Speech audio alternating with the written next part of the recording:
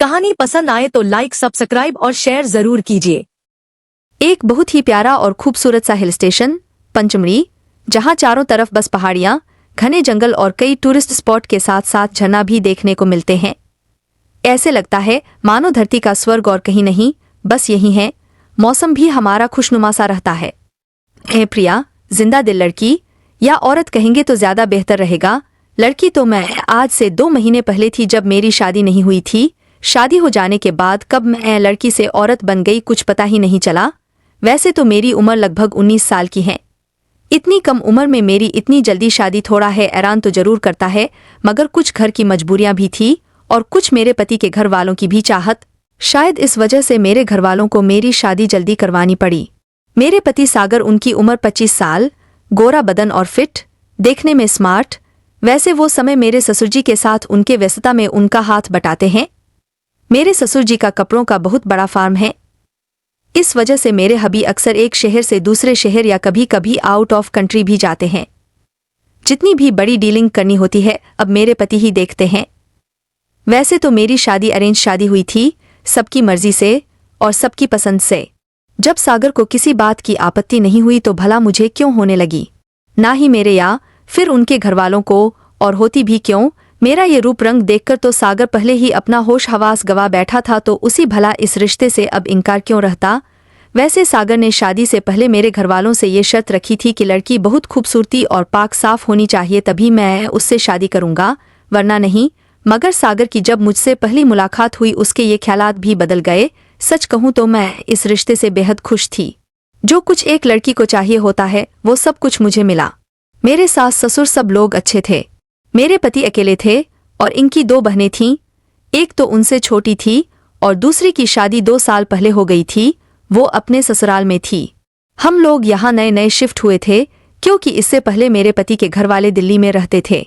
Dense population, pollution, dust वगैरह, इन सब की वजह से उन लोगों ने वहाँ का घर बेच दिया और उसी पैसों से यहाँ एक बड़ा सा बंगला भी खरीद लिया और वे लोग दूसरी जगह किसी बड़े शहर में शिफ्ट हो गए।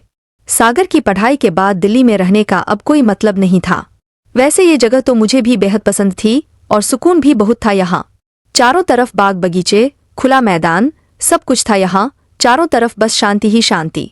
मेरे हबी का शौक था या सपना जो भी कहिए कि किसी अनजान शहर में उसका खुद का बंगला हो, गाड़ी हो, वो सब ऐश आराम हो जो अक्सर बड़े घराने के लोग डिजर्व करते हैं।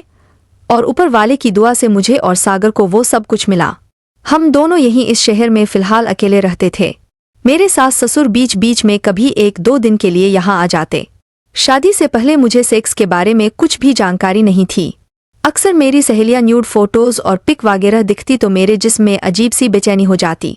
अक्सर मैं भी सोचा करती कि लोग सेक्स को लेकर इतने बेचैन और पागल क्यों रहते हैं, क्योंकि मेरी सभी सहेलियों के 2-3 बॉयफ्रेंड तो होते ही थे सिवाय मेरे। क्योंकि मैं इन सब चीज़ों में ज़्यादा इंटरेस्ट नहीं रखती थी। अक्सर मेरे घर या स्कूल कॉलेज में लड़के मेरे पीछे पड़े रहते, मगर मैं किसी को ज़रा भी भाव नहीं देती थी, क्योंकि मैं अपने होने वाले हस्बैंड के लिए पूरी पाक साफ रहना चाहती थी।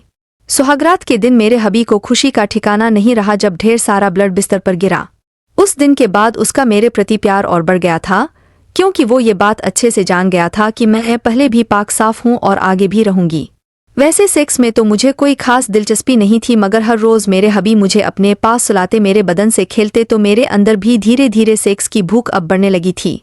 जब मैं पहली बार अपने पति का देखी तो उनका करीब 4 इंच लंबा और थोड़ा मोटा होगा, जो कि कॉमन और एवरेज माना जाता है। मगर पिक्चर्स में और न्यूड फोटोग्राफ्स में तो मेरे पति का उनके आगे कुछ भी नहीं था। तो क्या सच में मर्दों के इतने बड़े बड़े होते होंगे? कभी कभी मेरे जहन में ये बात मुझे अक्सर परेशान करती, मगर झिझक की वजह से ये बात कभी अपने पति से पूछ भी नहीं पाई। और इन सब बातों का मतलब भी क्या था? जो ऊपर वाला दिया था वही बेस्ट था। मैं प्रिया, रंग बिल्कुल दूध की तरह गोरा, इतना गोरा कि मेरे जिस्म पर मेरी हरी और नीली नसें साफ नजर आती थी, जो दूसरों को बेहद आकर्षित करती थी। बाल लंबे और घने थे जो मेरी कमर के नीचे तक आते थे। आंखें हल्की नीली जो बेहद ही आकर्षक लगती थी। उस पर मेरी लंबी नाक, जिस पर एक सोने की राउंडेड रिंग चढ़ी हुई थी, जो मेरी खूबसूरती को और भी बढ़ा देती थी। होंठ पूरी तरह रस से भरे हुए थे और ऊपर से गहरे लाल रंग की लिपस्टिक, जो मेरी खूबसूरती में 4 चांद लगा देता है। कान में बड़े झुमके, जो अक्सर मेरी गर्दन और कंधों को छू जाते, सुराही जैसी गर्दन, और सबसे ज्यादा मुझमें जो चीज आकर्षक थी वो थे मेरे स्तन, जो साइज में बड़ी तो थी ही, पूरी गोल और ऊपर की तरफ हमेशा तने हुए। अगर कोई भी मुझे बिना दुपट्टे के देख ले तो उसकी नीयत ही बदल जाए। मेरी कमर पतली थी, पूरी तरह स्लिम। मेरे जिस्म में न तो ज्यादा चर्बी थी और न ही कम। मेरी कमर काफी भरी हुई थी, जिससे मेरे पीछे का वो हिस्सा काफी अट्रैक्टिव लगता था। ऊपर से मेरी गोल और राउंडेड शेप में थी, जो थोड़े बाहर की तरफ भी निकले हुए थे। कुल मिला जुला कर मैं सर से लेकर पांव तक एक सेक्स बम थी। वो सेक्स बम जिसको पाने के लिए लोग कुछ भी कर जाए। तो ऐसी बीवी पाकर सागर अपने ऊपर नाज नहीं करेगा तो क्या करेगा। वक्त गुजरता गया और देखते ही देखते मेरी शादी को पूरे 2 महीने बीत गए। वैसे हमने अभी तक बच्चे का कोई प्लान नहीं बनाया था और ना हमने किसी बात की कोई जल्दी भी थी। घर तो इतना बड़ा था कि ऊपर एक हॉल और 4 बड़े कमरे, अटैच किचन और बाथरूम, और नीचे भी ठीक कुछ ऐसा ही था। पूरे घर की साफ सफाई अकेले मुझसे नहीं हो पाती थी। शुरू में तो मैं थोड़ी बहुत साफ सफाई कर भी लेती थी, मगर ये सब अकेले मेरे बस का नहीं था। इसके लिए मैंने सागर को 2 नौकर रखने को कहा था। एक आकर पूरे कमरे की साफ सफाई कर देता और दूसरा बाहर का काम, जैसे बाजार से सब्जी लाना, बगीचे की साफ सफाई और गाड़ी साफ करना। मगर नई जगह होने की वजह से हमारी जान पहचान भी हमारे शहर में बहुत कम थी। ऊपर से मैं ज्यादा घर से बाहर नहीं निकलती। अगर काम भी होता तो सागर बाहर से राशन या फिर भी जरूरत की सब चीजें लेते आते। मुझे कहीं बाहर नहीं जाने देते, शायद नई जगह होने की वजह से। 2 महीने घर पर बिताने के बाद मेरे ससुर मेरे पति पर गुस्सा करने लगे। सारा बिजनेस अब उनकी देखरेख में जो था, तो इस तरह घर बैठने से क्या होता है। इसलिए सागर ने मेरे ससुर की और सारे घर की जिम्मेदारी अपने कंधों पर लेने का फैसला किया। अब उन्हें मेरे ससुर के पास मिलने जाना था और फिर बिजनेस के सिलसिले में हो सके तो कहीं बाहर। प्रिय पिताजी बहुत नाराज हो रहे हैं। 2 महीने हो गए मुझे यहाँ इस तरह से घर पर बैठे हुए। मुझे अब उनके काम में उनका हाथ भी बटाना पड़ेगा। मुझे 1-2 दिन में पिताजी से मिलना होगा। फिर बिजनेस के सिलसिले में हो सके तो कहीं बाहर भी जाना पड़ सकता है। मुझे लौटने में 1-2 महीने भी लग सकते हैं या उससे ज्यादा भी। ठीक से अभी मैं कुछ नहीं कह सकता। और जैसे सागर ने मुझ पर बम फोड़ दी, सागर से एक पल की जुदाई अब मुझे बर्दाश्त नहीं हो रही थी। मैं फौरन उसके सीने से लिपट गई और उसके सीने पर अपना सिर रखकर फुट फुट कर रोने लगी। वहीं सागर बड़े प्यार से मेरे सर पर अपने हाथों को फेर रहा था। रोती क्यों हो पगली, मैं कोई हमेशा हमेशा के लिए थोड़ी ना तुमसे दूर जा रहा हूँ। 1-2 महीने की बस बात है, फिर लौट कर आ ही जाऊंगा। और सागर मेरी आंखों से बहते हुए आंसुओं को पोंछता हुआ मुझे देखकर हौले हौले मुस्कुराए। वहीं मैं उसके सीन पर मुक्के मरती हुई उसे लिपटकर फिर से रोने लगी। जब मुझे छोड़कर जाना ही था तो आपने मुझसे शादी क्यों किया, ऐसे ही रहते ना अकेले। आपके बगैर कैसे रहूंगी, सोच सोच कर भी अब घबराहट होने लगती है। ऊपर से ये मेरे लिए बिल्कुल नई जगह है, कोई मुझे यहाँ जानता भी नहीं। अब तो एक पल मेरा नहीं कटेगा। और प्रिया शिकायत के लहजे से सागर की बाहों में लिपटी हुई, उसकी आंखों में आंखें डाले धीरे से अपने दिल की बात कहती है। वहीं सागर उसके दोनों गालों पर अपने हाथों को रखता हुआ उसका सर ऊपर की तरफ करके बड़े प्यार से उसके लबों को चूम लेता है और फिर से उसे अपने सीने से लगा लेते हैं। यूं गुजर जाएंगे देखना ऐसे ये 2-4 महीने। हाँ, तुम नौकर रखने की बात कह रही थी ना। मैंने पास के एक दुकान पर एक आदमी से इस बारे में बात की थी। उसने मुझे अभी मिलने को बुलाया है। देखकर मैं आता हूँ। अगर कहीं से 2 नौकरों का इंतजाम हो जाएगा तो मेरी शहजादी को घर का कोई भी काम फिर से नहीं करना पड़ेगा। ए ना। और सागर धीरे से हंसता हुआ प्रिया के खूबसूरत चेहरे की तरफ देखने लगता है। वहीं प्रिया ना चाहती हुई भी धीरे से हंसती है। हाँ जाओ जाओ, पहले दर्द देते हो फिर मरहम भी लगाते हो। ये मस्का लगाना तो कोई तुमसे सीखे। और प्रिया थोड़ी परेशान हुए हौले से अपना मुंह बनाते हुए बोल पड़ती है। वहीं सागर मुस्कुराता हुआ चला जाता है। कुछ दूर जाने पर जिस आदमी ने उसके लिए नौकरों की बात कही थी वो उसके सामने खड़ा हुआ नजर आता है। वो आदमी सागर को देखता हुआ धीरे से मुस्कुरा देता है। आओ सर, सब खैरियत तो है ना। और सामने खड़ा वो मुंह में पान चबाता हुआ सागर की तरफ देखकर धीरे से बोल पड़ता है। वहीं सागर भी जवाब में धीरे से मुस्कुरा देता है। आपने कल 2 नौकर दिलाने की बात कही थी, बस मैं उसी सिलसिले में आपसे मिलने आया हूँ। सागर जैसे उस आदमी को कुछ याद दिलाते हुए कहते हैं। वहीं वो आदमी मुंह में पान चबाता हुआ हाँ में अपनी गर्दन हिलाने लगता है। हमें याद है सर, आपको 2 नौकर देने की बात कही थी ना हमने। अरे शेखावत, जरा कल्लू को फोन लगाना। उसके पास आदमियों की कमी नहीं है, वो कहीं न कहीं से 2 नौकरों का जुगाड़ कर ही देगा। और सामने खड़ा आदमी अपने मोबाइल पर एक नंबर डायल करने लगता है। जैसे ही रिंग जाती है वो फोन सामने वाले आदमी को पकड़ा देता है। 2-3 मिनट तक उन दोनों के बीच कुछ बातें होती हैं।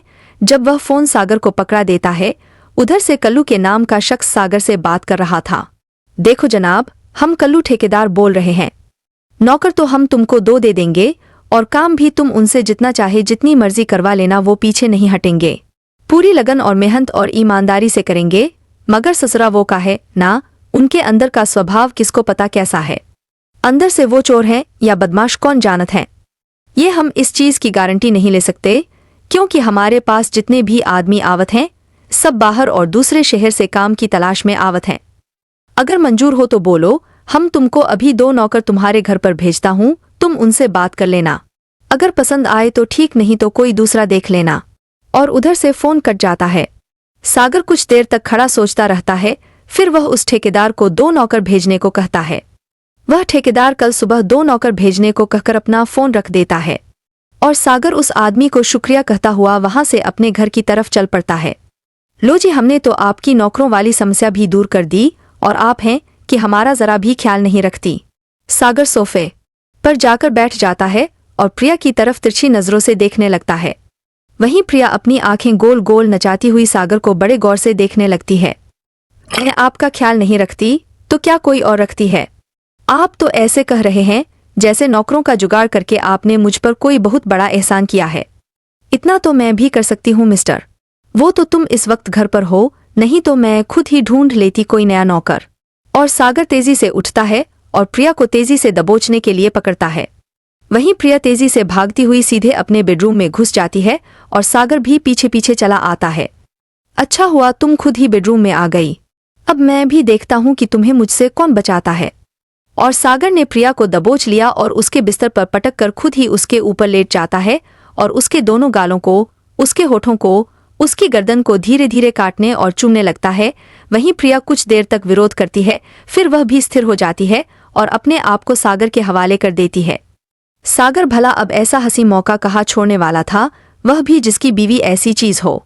वह प्रिया के सीने पर अपने हाथों को रखकर धीरे धीरे मसलने लगता है, साथ ही साथ उसकी गर्दन और कान के उन हिस्सों पर अपनी जीभ फेरता है। प्रिया, जो कुछ देर पहले खूब चहक रही थी, वो अब सागर की बाहों में खुद को सौंप चुकी थी। सागर फिर प्रिया के एक एक करके सारे कपड़े उतारता है और खुद भी प्रिया पर चढ़ जाता है। प्रिया धीरे धीरे अपनी दोनों टांगें पूरी फैला देती है और सागर का पूरा पूरा साथ देती है।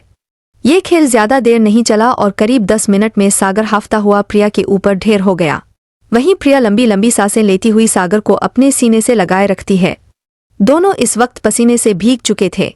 सागर अपने शरीर को साफ सुथरा रखता था, वहीं प्रिया को भी साफ सफाई पसंद थी। हाँ, आज तक उसने सही मायने में सेक्स को कभी अच्छे से एंजॉय नहीं किया था। बस इसी तरह दोनों की जिंदगी अच्छे से चल रही थी।